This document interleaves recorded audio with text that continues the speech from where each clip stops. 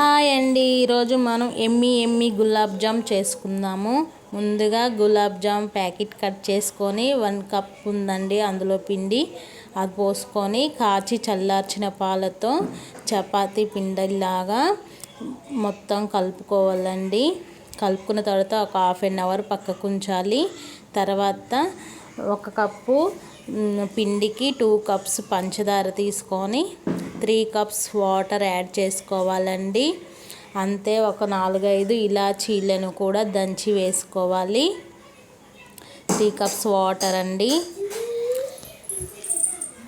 Half an hour తర్వాత మనం నానబెట్టుకున్న పిండిని చిన్న చిన్న ముద్దలుగా తీసుకొని ప్రెస్ చేసుకుంటూ రౌండ్గా చేసుకోవాలండి.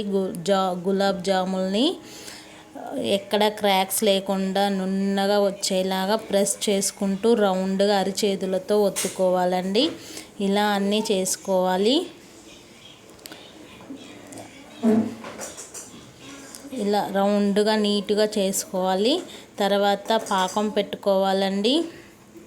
పాకం మరీ తిక్కు పాకంలాగా రావద్దండి, లైట్ పాకంలాగా వస్తే సరిపోతుంది.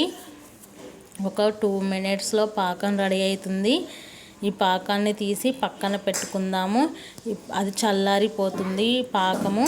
ఈ గ్యాప్లో మనం ఆయిల్ పెట్టుకొని లో ఫ్లేమ్లోనే గులాబ్ జాములన్నిటిని వేయించుకోవాలండి, రెడ్ కలర్ వచ్చేంత వరకు. తర్వాత అవి తీసి డైరెక్ట్ పాకంలో యాడ్ చేసుకోవాలి. యాడ్ చేసుకున్నాక ఒక 5 మినిట్స్ తర్వాత పాకం మొత్తం గుంజుకొని జ్యూసీగా ఉంటాయండి జాములు.